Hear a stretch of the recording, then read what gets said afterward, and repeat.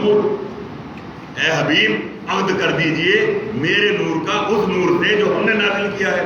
بھئی آپ نے نور کا ترجمہ نکالا کتاب مبین. اللہ نور کا عہد کرنے کا حکم دے رہا ہے. اگر نور کے معنی کتاب ہے تو کتابوں کی کئی شادیاں ہوا کرتی ہیں. محمد کتابوں کی کئی شادیاں ہوا کرتی. اس کا مطلب یہ ہے کتاب الگ ہے, نور الگ ہے. اور وہ نور اللہ کا نور ہے جو سب سے پہلے اللہ نے سب سے پہلے خلق کیا. سب سے پہلے کچھ نہ تھا لیکن اللہ نے نور محمد کو خلق کیا. اسی نور کے دو حصے برابر برابر تقسیم کر دیے. ایک نور علی ہے اور ایک نور محمد. اور ان کو اللہ نے الگ الگ حجاب میں رکھا. نور محمد کو حجاب رحمت میں رکھا اور نور علی کو اللہ نے حجاب قدرت میں رکھا. اس لیے وہ رحمت للعالمین بن کے آئے ہیں اور یہ قدرت کاملہ کے مالک بن کے آئے ہیں. کیا کہنے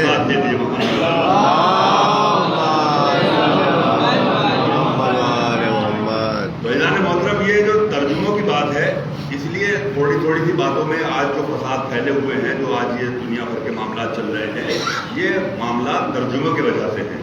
کہ آپ نے اپنی پسند کا ترجمہ کر دیا, انہوں نے اپنی پسند کا ترجمہ کر دیا, انہوں نے اپنی پسند کا ترجمہ کر دیا, اور ترجموں کے چکر میں انسان آج پریشان ہو گئے.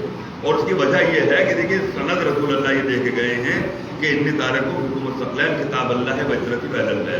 میں تم لوگوں کے درمیان دو گراں قدر چیزیں چھوڑ کے جا رہا ہوں, ہم وزن چیزیں چھوڑ کے جا رہا ہوں. ایک میرے اہل بیت ہے, ایک قرآن مجید, اور یہ جدا نہیں ہو سکتے. یہ جدا نہیں ہو سکتے کہ حتیٰ کیا حوض کوثر پر ملاقات ہو. تو جب یہ جدا نہیں ہو سکتے, اور پھر آگے رسول نے ارشاد فرمایا کہ ان میں سے کسی ایک کا دامن چھوڑ دیا گمراہ ہو جاؤ.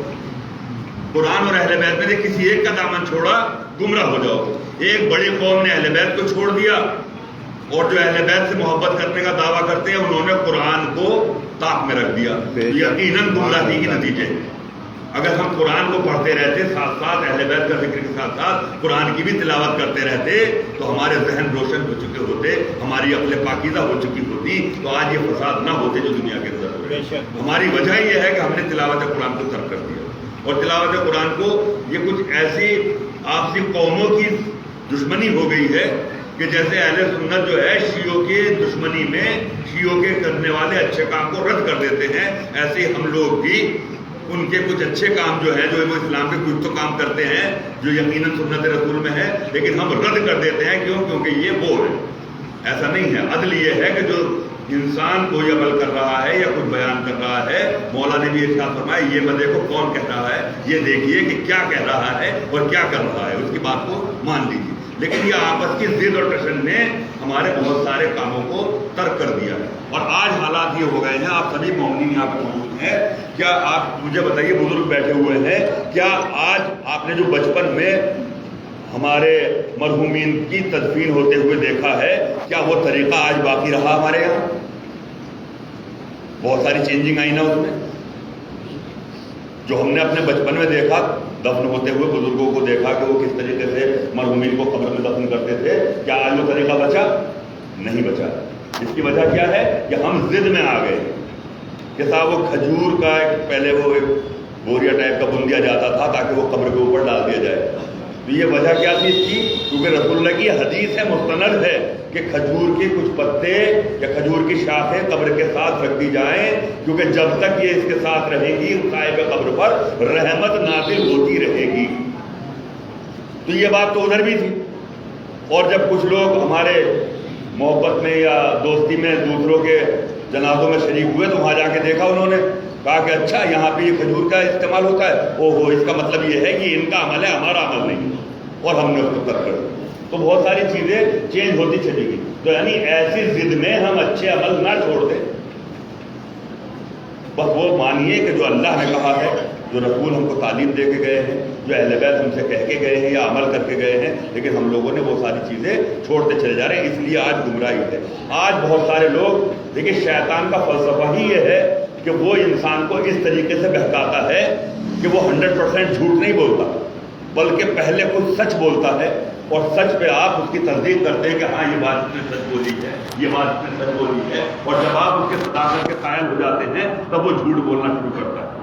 یعنی پہلے وہ سچ بولے گا اس کے بعد وہ جھوٹ کے ساتھ اپنی باتیں آپ سے منوا لے گا، اور اس طریقے کے شیطانی فنڈے سامنے آئیں گے کہ اچھے اچھے باشعور باعقل لوگ اس کے بہکائے میں آتے چلے جائیں گے۔ اور آج بھی ایسا ہی ہو رہا ہے کہ کسی انسان نے اگر اہل بیت کے خلاف کچھ بول دیا تو اس کے مخالفت کرنے والے بھلے ہی 80% ہو، لیکن 20% اس کے فیور کرنے والے بھی ملیں گے۔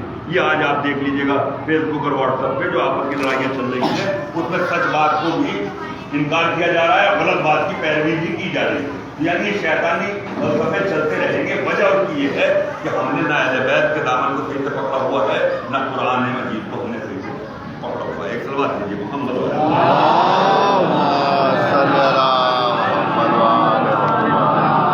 فیضان محترم، اللہ نے نور بھیجا ہے اور نور کے ساتھ ساتھ کتاب۔ جب تک یہ کتاب باقی رہے گی ایک نور کا ہونا ضروری ہے۔ لیکن ہاں یہ ہوا ہے کہ موسیٰ کے جانے کے بعد کتاب کو بھی اللہ نے اٹھا دیا، داؤد کے جانے کے بعد کتاب کو بھی اللہ نے اٹھا دیا، عیسیٰ کے جانے کے بعد کتاب بھی محفوظ نہیں رہی۔ تو ہونا تو یہ چاہیے تھا، جو طریقہ تھا کہ جب رسول اس دنیا سے چلے گئے تو یہ کتاب بھی چلی جانی چاہیے تھی۔ لیکن کتاب کا باقی رہنا یہ بتا رہا ہے کہ کوئی محمد دنیا میں ہے کہ جس کی وجہ سے یہ کتاب باقی ہے، یہ کتاب باقی ہے۔ اس لیے رسول نے ارشاد فرمایا اولنا محمد، اوسطنا محمد، آخرنا محمد، وکلنا محمد۔ ہم پہلے بھی محمد، اوسط بھی، آخر بھی، کل کے کل محمد۔ یعنی اس کا مطلب کوئی محمد ہے۔ پھر سورہ یہ جو معراج ہوئی رسول اللہ کو، اس میں بھی اختلافات ہیں کہ جسمانی ہوئی تھی کہ روحانی ہوئی۔ جب رسول کو ہم صحیح سے نہیں مانتے تو یہ امت محمدیہ آج جو پریشان حال ہے، جو ذلیل و خوار ہو رہی ہے، اس کی وجہ یہ ہے کہ ہر قوم نے اپنے رہبر کو اس کی عظمت سے بڑھا بڑھا کر دنیا کے سامنے پیش کیا۔ ہر قوم نے اپنے رہبر کو، جو بھی اس کا رہبر رہا ہو، اس کی عظمت کو بڑھا بڑھا کر پیش کیا گیا۔ لیکن مسلمانوں نے اس لیے آج ذلیل ہو رہے ہیں کہ اللہ نے جس رسول کی عظمت کو اتنا بلند کیا کہ پورا قرآن جس کو حفاظت میں دے دیا، پورا قرآن جس کی شان میں نازل کر دیا، پورا قرآن جس کے بلکہ قرآن سے زیادہ بڑھا دیا اللہ نے، بلکہ قرآن کو کہہ رہا ہے کہ یہ رحمت للمسلمین ہے اور رسول کو کہہ رہا ہے یہ رحمت للعالمین ہے۔ یعنی قرآن سے بلند مرتبہ جن کا بنا دیا، اور مسلمانوں نے اس کو پیش کیا۔ امی تھے، پڑھے لکھے نہیں تھے، جاہل تھے، سرما لگاتے تھے، بکریاں چراتے تھے، یہ کرتے تھے، وہ کرتے تھے۔ یعنی اللہ نے جن کی شان کو بلند کیا، مسلمانوں نے پست کر کے پیش کیا۔ اس لیے یہ قوم کبھی بلند نہیں ہو سکتی، اس لیے ہمیشہ پست ہی رہے گی اور ذلیل ہوتی رہے گی، کیونکہ انہوں نے اپنے رہبر کی بلندی کو پست کر کے پیش کیا۔ کیا کہیں، اپنے رہبر کو پست کر دیا ہے۔ بے شک فیضان محترم، بات یہاں پہ اختلافات کی نہیں کہ آپ کس فرقے میں، بات یہ عظمت رسالت کی بات ہو رہی ہے۔ اگر عظمت رسالت صحیح سے ہو جائے تب لوگ اہل بیت کو سمجھیں، کیونکہ جیسے رسول ہے ویسے ہی رسول کے اہل بیت۔ تو اسی لیے تو مولا کائنات نے کبھی یہ دعویٰ نہیں کیا کہ یہ میرا علم ہے، جس کے سوالوں کے جواب میں آپ لوگوں کو دے رہا ہوں۔ یہودی آ کے سوال کرتا ہے، مولا فوراً جواب دیتے ہیں۔ کہا کہ یا علی، آپ ہر سوال کا جواب بہت جلدی دے دیتے، سوچتے بھی نہیں۔ کہا کہ یہ بتا تیرے ہاتھ میں کتنی انگلیاں ہیں؟ کہا 5۔ کہا تو نے سوچا کیوں نہیں؟ کہا کہ یا علی، میں سوچنے کی کیا بات ہے، ہر وقت ہاتھ میری آنکھوں کے سامنے رہتا ہے، مجھے معلوم ہے کہ میرے ہاتھ میں 5 انگلیاں۔ کہا کہ جس طریقے سے تیرے سامنے تیرا ہاتھ رہتا ہے، پوری کائنات میری آنکھوں کے سامنے رہتی ہے، مجھے سوچنے کی ضرورت نہیں ہے، مجھے سوچنے کی ضرورت نہیں ہے، ہر سوال کا جواب دیا جاتا ہے۔ کہا کہ یا علی، کیا وجہ ہے کہ آپ اتنے جلدی جواب دے دیتے ہیں؟ اس کی کوئی وجہ ہے؟ یہ علم آپ نے کہاں سے لیا؟ تو ابھی دیکھیے، کیونکہ یہودی ہے اور اس کو صاحبان ایمان بنانا ہے، اس کو رسول کا کلمہ پڑھوانا ہے، تو یہاں پہ مولا کائنات نے کہا کہ سن، یہ جو بچپن میں رسول اللہ نے مجھے اپنی زبان چسائی، یہ اس لعاب کا اثر ہے کہ یہ علم بول رہا۔ یہاں کیا کر رہے ہیں مولا کائنات؟ رسول کی عظمت بیان کر رہے ہیں، تاکہ یہودی کے دل میں، کہ جس کے لعاب کے اثر سے علی جیسا عالم ہو، وہ خود رسول کہتا، لیکن یعنی لعاب کے اثر سے اگر سلونی کا دعویٰ کیا جا سکتا ہے تو خون کا اثر، تاکہ خون تو ابھی دکھایا نہیں ہے، ابھی تو ہم نے اپنا علم دکھایا نہیں ہے، ابھی تو رسول اللہ کا علم ہم بیان کر رہے ہیں۔ فیضان محترم، ایک صلوات ہے محمد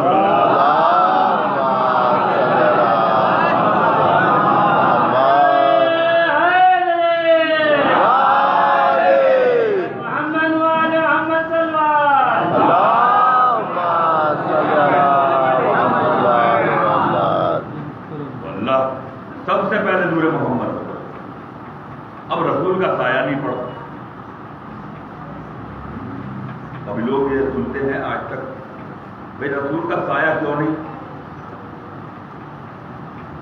غور و فکر نہیں کیا؟ ہم لوگ بھی پڑھتے ہیں، آپ بھی سن لیتے ہیں. کبھی غور و فکر کی اس بات کی کہ رسول کا سایہ آخر کیوں نہیں؟ آج سائنس جو ترقی کر رہی ہے اس ترقی میں فضائل اہل بیت اور فضائل ہمارے رسول کے فضائل سامنے آ رہے ہیں. آپ پریکٹیکل کریے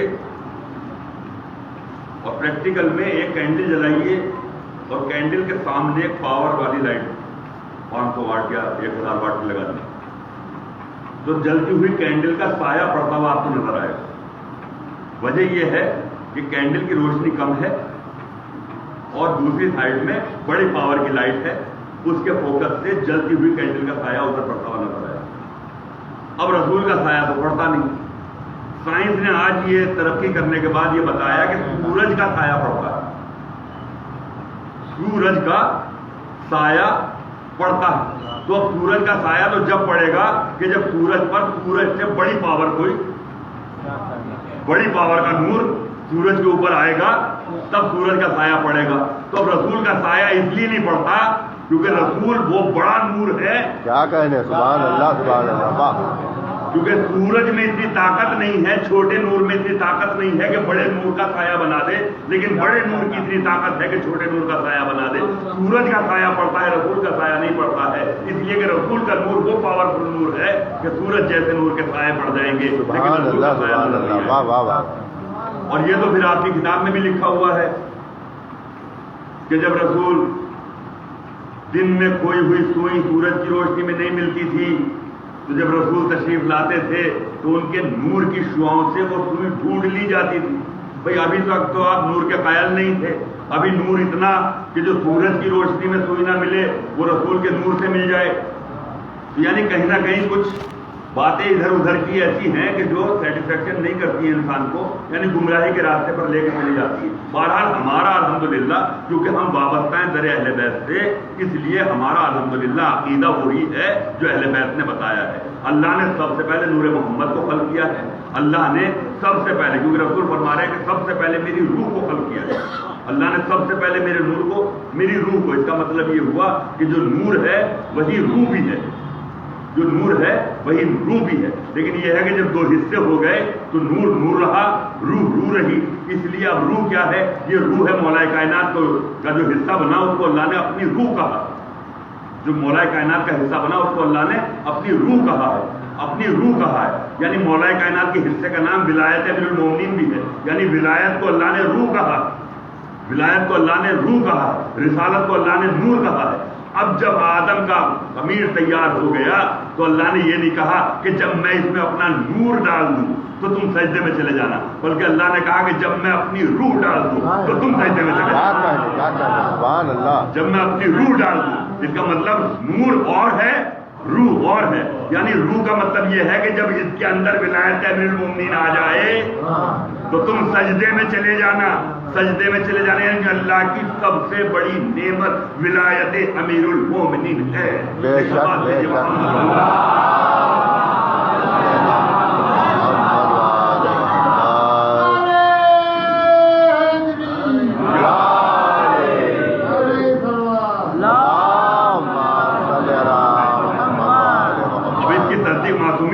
معصومین ارشاد فرماتے ہیں کہ بس ولایت امیر المومنین کا منکر ایسا ہی ہے کہ جیسے ابلیس. جس نے انکار کیا ولایت کا وہ ابلیس کی طرح، اور جس نے اقرار کیا وہ ان فرشتوں کی طرح ہے کہ جنہوں نے آدم کو سجدہ کیا. اس کا مطلب یہ ہے کہ سجدہ آدم کو نہیں ہو رہا ہے بلکہ عظمت ولایت امیر المومنین میں اللہ کو سجدہ کیا جا رہا ہے. اور یہ کتاب الاخبار ہے جس میں شیخ صدوق اللہ رحمہ نے بڑے بہترین تفصیل کے ساتھ بیان کیا ہے کہ ان سے پوچھا کہ چھٹے امام سے پوچھا گیا کہ یہ بتائیے اللہ کے کیا معنی. ابھی تک کوئی اللہ کے معنی نہیں بتا پایا. اللہ کے کیا معنی؟ اور یہ نام اللہ نے خود کا نہیں رکھا. اللہ کہہ کے کسی نے بلایا، اللہ کہہ کے کسی نے بلایا اور اللہ کو پسند آئی یہ بات. یا سورہ حمد پڑھتے ہیں، بغیر سورہ حمد پڑھے نماز نہیں، چاہے دوسرا کوئی بھی سورہ پڑھیے آپ، لیکن الحمد کی شرط ہے. اور مولا فرماتے ہیں جو کچھ پورے قرآن میں ہے وہ سورہ حمد میں ہے، اور جو سورہ حمد میں ہے وہ بسم اللہ میں ہے، اور جو بسم اللہ میں ہے وہ بے میں ہے، انا تحت باہر میں وہ لکھتا ہوں جو بے میں نیچے دیا جاتا ہے. یعنی اتنی تفصیل جو بیان کی گئی ہے سورہ حمد کی. اب یہ سورہ حمد کیا اللہ کا کلام ہے یا بندے کا کلام ہے؟ اگر آپ یہ کہتے ہیں کہ سورہ حمد اللہ کا کلام نہیں ہے تو کفر ہے. اگر آپ یہ کہتے ہیں کہ اللہ کا کلام ہے، اللہ کہہ رہا ہے سورہ حمد اللہ نے پڑھا، تو اللہ کہہ رہا ہے بسم اللہ الرحمن الرحیم، شروع کرتا ہوں اللہ کے نام سے جو رحمان الرحیم ہے. یعنی اللہ کے نام سے شروع کر رہا ہے. پھر کہہ رہا ہے الحمدللہ رب العالمین، ساری تعریف اس اللہ کے لیے ہیں جو عالمین کا پالنے والا ہے. تو یہ اللہ کہہ رہا ہے اس اللہ کی تعریف. تو یعنی اللہ کس اللہ کی تعریف کر رہا ہے؟ اس کا مطلب یہ ہے کہ یہ قول نقل ہے، یہ قول کسی کا ہے، کسی نے یہ حمد کی ہے، اللہ نے اس کو نقل قول بنا کر قرآن مجید میں رکھ دیا. یعنی اب یہ اللہ کس نے کہا؟ یہ اللہ کس نے کہا؟ جیسے ہی نور محمد خلق ہوا، چشم زدن میں ایک نور خلق ہوا، اور اس نور نے جیسے خلق ہوا تو سب سے پہلی تسبیح پڑھی بسم اللہ الرحمن الرحیم. سب سے پہلی تسبیح یہ ہوئی بسم اللہ الرحمن الرحیم. اور اس نور کے جب دو برابر حصے ہوئے تو پھر یہ حمد ہوئی الحمدللہ رب العالمین. ایک بار ہے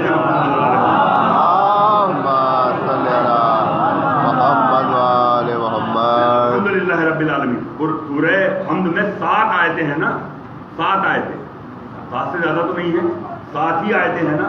تو 14 معصومین کے جو نام ہیں، جو اسم ہیں، وہ بھی 7 ہی ہیں 14 لیکن ان کے اسم 7 ہی ہیں.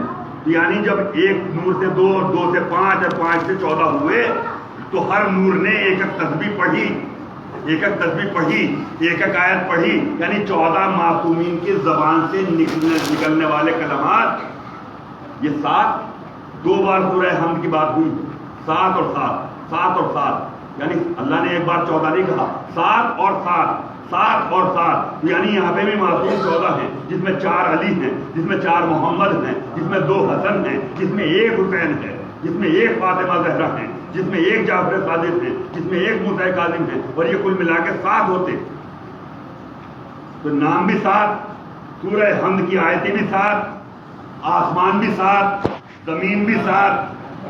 یہ 7 جو اللہ نے بنایا ہے، یہ اس کی وجہ یہ ہے کہ یہ اللہ بتانا چاہ رہا ہے کہ یہ جو ایک نور سے 14 خلق ہوئے ہیں، انہوں نے جو اللہ کی حمد کی ہے، اسی حمد کا نام سورہ حمد ہے. اور اللہ کو اتنی پسند آئی ہے کہ بندہ میری عبادت اگر کرنا چاہتا ہے، اگر یہ سورہ نہ پڑھا تو عبادت قبول نہ ہو. سبحان اللہ. تو اللہ کہہ کے اہل بیت نے بلایا، اللہ کہہ کے رسول نے بلایا کہ یہ اللہ وہ اللہ ہے. تو اب اللہ کے معنی چھٹے امام سے پوچھے تو مولا یہ اللہ کے معنی کیا ہے؟ تو مولا نے ارشاد فرمایا کہ الف کے معنی یہ ہیں، اور لام کے معنی یہ ہیں، اور الکلام جو ہے اس کے معنی یہ ہیں، اس کے اوپر جو تشدید ہے اس کے معنی یہ ہیں، اس کے اوپر جو کھڑا الف ہے اس کے معنی یہ ہیں، پھر یہ ہے. اتنے مفصل بیان. تو کہا کہ مولا یہ سمجھ میں نہیں آ رہا. کہا کہ پھر مختصر سمجھ لو. اللہ کے معنی ہیں ولایت امیر المومنین کو واجب کرنے والے کو اللہ کہتے ہیں. سبحان اللہ. سبحان. ولایت امیر المومنین واجب کرنے والے کو، یعنی وہ ذات اللہ کے سے کم ہو ہی نہیں سکتی جو امیر المومنین کی ولایت اوپر واجب کرے، اس لیے وہ اللہ ہے. ایک سلوات بھیجیے محمد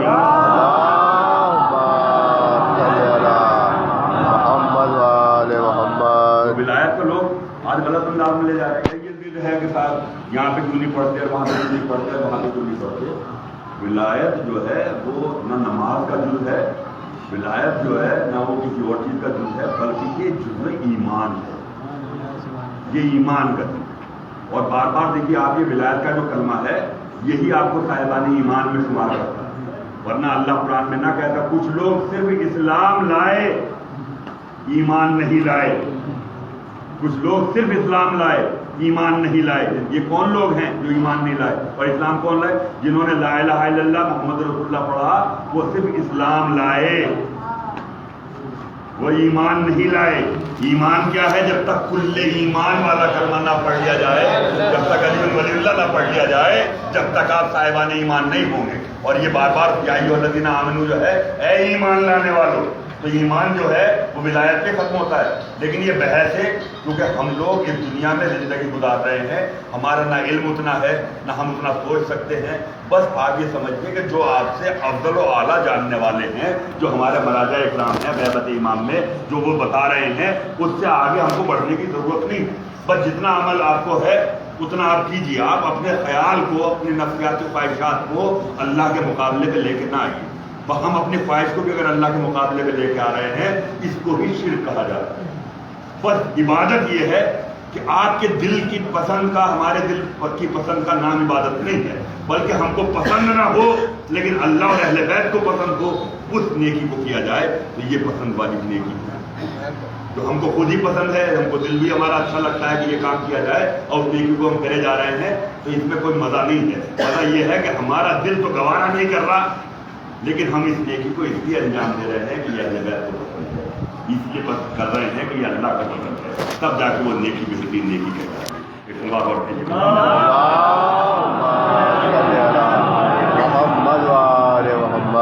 محترم، یہ تسلسل ہے باقاعدہ، اور اللہ کی اطاعت کا حکم ہے، اللہ کے بعد رسول کی اطاعت کا حکم ہے، ان کے بعد اولو الامر کی اطاعت کا حکم ہے. اور اولو الامر کی اطاعت ہم سب پر واجب ہے، کیونکہ اولو الامر کی اطاعت کریں گے تو بس ایسا ہی ہے جیسے رسول کی اطاعت ہوئی، اور رسول کی اطاعت ایسی ہے کہ جیسے اللہ کی اطاعت. اسی لیے یہ جو لوگ کہتے ہیں کہ صاحب حضرت علی کا ذکر عبادت ہے، یہ رسول اللہ کی مکمل بات کو سمجھے کہ علی کا ذکر میرا ذکر ہے، میرا ذکر اللہ کا ذکر ہے، اور اللہ کا ذکر عبادت ہے. تو یہ خالی ذکر علی عبادت نہیں ہے، اس لیے عبادت ہے کیونکہ حضرت علی کا ذکر رسول اللہ کا ذکر ہے، اور رسول کا ذکر اللہ کا ذکر ہے، اور اللہ کا ذکر عبادت ہے. اگر آپ ذکر علی کریں گے سمجھیے ذکر اللہ ہو رہا ہے. عبادت حضرت علی کے نام سے نہیں ہے، عبادت ساری اللہ کے نام سے ہے، کیونکہ ان کا ذکر اللہ نے کہہ دیا، ان کا ذکر میرا ذکر ہے اور اللہ کا ذکر ہی عبادت ہے. تو ان کا ذکر کریے تب بھی اللہ کی عبادت ہو رہی ہے، رسول کا ذکر کیجیے تب بھی اللہ کی عبادت ہو رہی ہے، اللہ کا ذکر کیجیے تب بھی اللہ کی عبادت ہو رہی ہے. مجلسیں کر رہے ہیں، اس میں اہل بیت کا ذکر ہے، سمجھیے اللہ کا ذکر ہو رہا ہے. نماز ہم پڑھ رہے ہیں، نماز میں اللہ کا اور اس کے رسول کا ذکر ہے، یہ بھی عبادت ہو رہی ہے. ارے نماز بھی عبادت ہو رہی ہے، اہل بیت کا ذکر بھی عبادت ہو رہی ہے. ہر وہ کام جس میں ذکر ہو رہا ہے، ہر وہ کام جس میں تسبیح ہو رہی ہے پروردگار کی، وہ سب عبادات میں رکھی ہوئی ہے. اور ہم کو عبادت کرنے کا حکم ہے، اور اللہ نے کسی انسان اور جنات کو خلق نہیں کیا سوائے اس کے کہ وہ اللہ کی عبادت ہے. یعنی اللہ نے صرف عبادت کے لیے ہم کو خلق کیا، صرف اور صرف عبادت کے لیے. اور ہمارے ذہنوں میں عبادت صرف نماز اور روزہ اور حج اور زکوٰۃ، اور بس یہ عبادت کے 4-5 نام ہمارے ذہنوں میں ہیں کہ نماز پڑھنے کو عبادت کہتے ہیں. تو اللہ ہر لمحہ ہم سے عبادت چاہتا ہے، ہر لمحہ چاہتا ہے کہ ہر لمحہ ہم عبادت میں شامل رہیں. لیکن ہم لوگ صرف نماز کو عبادت، تو نماز 24 گھنٹے میں 17 رکعت ہے جو 1 گھنٹے کے اندر ختم ہو جاتی ہے. تو 23 گھنٹے ہم کیا کریں؟ رمضان کے علاوہ 11 مہینے روزے نہیں ہیں، تو روزہ بھی 12 مہینے میں ایک ہی مہینے کے لیے ہے، تو 11 مہینے ہم کیا کریں؟ ہم نے نماز کو عبادت مانا، ہم نے روزے کو عبادت مانا، تو باقی کے وقت اللہ چاہتا ہے کہ ہر لمحہ آپ عبادت کرتے رہیں. اس کا مطلب عبادت کا مفہوم کچھ اور ہے. اس لیے حکم علی عبادت، ذکر علی عبادت. اہل بیت سے محبت بھی عبادت ہے، محبت ساتھ ساتھ چلتی ہے. سو رہے ہیں تو محبت کے ساتھ، اٹھ رہے ہیں تو محبت کے ساتھ، کام کر رہے ہیں تو محبت کے ساتھ. یعنی یہ ہر لمحہ عبادت ہے، ہر لمحہ عبادت ہے. اور سب سے افضل عبادت یہ ہے جس میں ہمارا آپ بیٹھے ہوئے ہیں، جو ذکر اہل بیت ہو رہا ہے. اس لیے مرحومین کے احسان ثواب کے لیے اس سے بہترین عمل کوئی دوسرا نہیں ہے، اس سے بہترین کوئی عمل نہیں ہے کہ ذکر اہل بیت کیا جائے، ذکر اہل بیت کیا جائے. اور یہ مجلس سید الشہداء کا انعقاد اس لیے کیا جاتا ہے کیونکہ یقیناً اللہ نے صلہ رحم کی جو حدیں ہیں وہ شیعان حیدر کرار کے دل میں اتنا نرم و نازک دل ہمارا بنایا اللہ نے کہ ہم ذرا سا صدمہ بھی برداشت نہیں کرتے. اگر واقعہ کربلا نہ ہوتا تو ایک مومن دوسرے مومن کے غم میں دنیا سے چلا جاتا، وہ صدمہ برداشت نہ کرتا. لیکن کربلا نے ہم کو طاقت دی، کربلا نے ہم کو قوت دی. کربلا کون سا ایسا رشتہ ہے، کون سا ایسا سن ہے جس میں موت آ سکتی ہو؟ وہ سب کربلا ہے۔ بھائی کی موت بھی کربلا ہے، بیٹے کی موت بھی کربلا ہے، بھانجے بھی ہیں، بھتیجے بھی ہیں، سب ہیں۔ بہنوں کے اوپر ظلم بھی ہے، چھٹیوں کے اوپر ظلم، بہنوں کے اوپر ظلم، کہ اتنا مارکا کربلا کے اندر گزر رہا ہے۔ اگر یہ ہمارے سامنے نہ ہوتا تو یہ سانحہ جو ہمارے ساتھ ہوتے ہیں، یہ بھائی کا غم ہے، یہ اولاد کا غم ہے، یہ ہم برداشت کرتے۔ اور مومن کیسے لوگ ہوتے ہیں؟ اللہ نے کربلا کے واقعے کو آدم سے شروع کر دیا، آدم کو بتایا کہ آدم اس سرزمین پہ جا کے گریا کرو، نوح حسین کا نام لو، حسین کے نام پہ گریا کرو۔ یعنی ہر دور میں ہر نبی کو اللہ نے یہ پہنچایا۔ ایک نبی گزرے ہیں جن کا نام ہے حضرت ذرقیل، اور حضرت ذرقیل کو جب یہ اللہ نے بتایا کہ کربلا میں آخری محمد جو ہوں گے، آخری جو رسول ہوں گے، ان سے نوازے تو 3 دن کا بھوکا پیاسا قتل کر دیا جائے گا، تو سن کے بہوش۔ اور جب یہ واقعہ سنا کہ کڑیل جوان کی لاش کو امام کوشا، کڑیل جوان کا لاشا امام کوشا، کلیجے سے پرچی کا پھل نکالتا تو برداشت ہو گئے، اور اس کے بعد رو کے دعا کی۔ دیکھیے یہ مومن، یہ نبی ہیں، انہوں نے دعا کی، پروردگار مجھے ایک بیٹا عطا کر، مجھے ایک بیٹا عطا کر اور میرے سامنے اس کی شہادت ہو، مجھے ایک بیٹا عطا کر اور میرے سامنے اس کی شہادت ہو۔ کہا کہ اے نبی یہ کیسی دعا ہے؟ کہا کہ میں حسین کے غم کا ذرا احساس کر لوں، تھوڑا احساس کر لوں کہ جوان کی موت پر باپ کی کیا کیفیت ہوتی ہے۔ لیکن یہ مومن ہے، یہ مومن ہے۔ یہ جتنے بھی سانے ہیں ہمارے ساتھ گزر جاتے ہیں، باپ موجود ہے، بیٹے کا انتقال ہو گیا، بھائی کے سامنے بھائی کا انتقال ہو گیا، بچوں کا انتقال ہو گیا، بھتیجے کا انتقال ہو گیا۔ ہر سن کی موت شکم مادر میں ہے تو حضرت محسن کا پڑتا ہے، آغوش مادر میں ہے تو حضرت علی اصغر کا پڑتا ہے، تھوڑا سا لڑکپن آیا تو حضرت محمد کا تذکرہ ہے، تھوڑا اور بڑھا سن بڑھا تو حضرت قاسم کا تذکرہ آ گیا، کڑیل جوان ہو گیا تو علی اکبر کا تذکرہ آ گیا، تھوڑا سا اور بڑھا تو 32 برس کے حضرت عباس کا تذکرہ ہو گیا۔ کربلا نے ہم کو درس دیا، کربلا ہم کو باندھے ہوئے ہے کہ یہ اتنی بڑی طاقت اللہ کی طرف سے ہے کہ اس لیے ہمارے یہاں ذرہ برابر میں غم ہوتا ہے تو بس مجلس امام حسین منعقد ہو جاتی ہے، کیونکہ امام حسین کے غم میں آنسو بہانے سے ہمارے زخم ہلکے ہو جاتے ہیں، ہمارے دلوں پر مرہم لگ جاتا ہے، ہمارے دلوں پر راحت آ جاتی ہے، ہم کو سکون ملتا ہے، اطمینان آتا ہے، کیونکہ نفس مطمئنہ نے اتنی عظیم شہادت دی ہے کہ ان کے چاہنے والوں کو اطمینان آ جائے، ذکر امام حسین سے اطمینان آ جائے۔ اور یہ مجلس کا اعلان کیا آپ سمجھ رہے ہیں کہ یہ مائک سے ہمارا اعلان ہوتا ہے؟ نہیں، بس اگر آپ نے یہ اعلان کیا کہ مجلس سید الشہداء کا انعقاد ہے تو یہ خبر سب سے پہلے شام میں سونے والی اس بیوی کے کانوں تک پہنچی، شام میں سونے والی بیوی کے کانوں تک پہنچی، اور وہ فوراً اٹھتی ہیں، اور اٹھنے کے بعد جناب سکینہ کے پاس جاتی ہے، سکینہ اٹھو تمہارے بابا کی مجلس کا اعلان ہوا، تمہارے بابا کی مجلس کا اعلان ہوا۔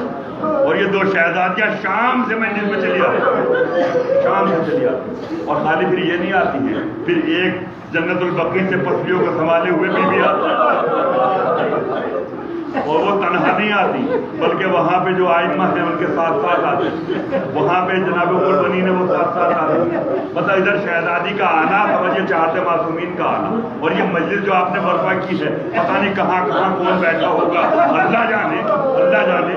لیکن وہ تاریخوں میں لکھا ہے، علماء نے پڑھا ہے کہ ہماری آنکھوں سے نکلنے والے آنسو جناب زینب اپنی آنکھوں میں اپنے رومال میں لے لیتی ہیں۔ یعنی آپ سوچئے کہ ہماری آنکھیں کتنی معتبر ہے کہ شہزادی کا رومال ہماری آنکھوں سے مت ہو رہا ہے اور ہمارے آنکھوں سے جذب ہو رہے ہیں، اور شہزادی اس رومال کو جب ہر مومن کی آنکھوں سے تر کر لیتی ہیں تو اس کی کوئی وجہ تو ہوگی نا، ان آنکھوں کی کوئی قیمت تو ہوگی نا۔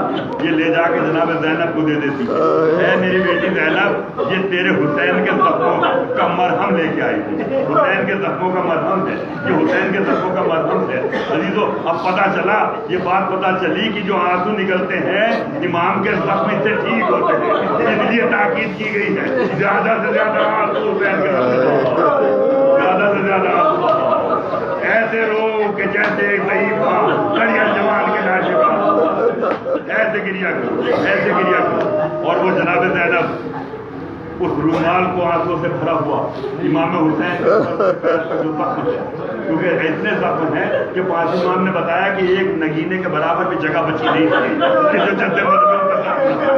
इतने जख्म थे, इतने जख्म थे। और वो मत करती हैं हमारे आंसुओं से भरे रुमाल को, इमाम के जख्म ठीक हो जाते हैं। लेकिन दो जख्म ऐसे हैं कि जिनका खून नहीं रुकता, जिनसे खून जारी है। शहजादी पूछती है, ए भाई ये कैसे जख्म हैं कि जिनका खून नहीं रुकता है?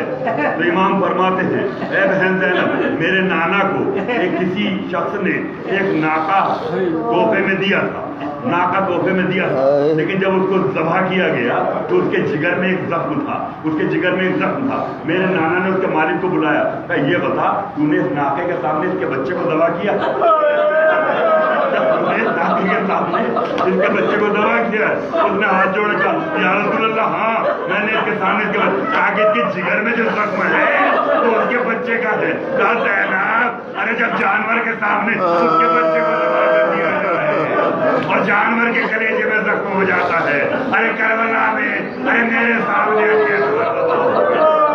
कासिम दबा हो गए, असगर दबा हो गए, सब दबा हो गए।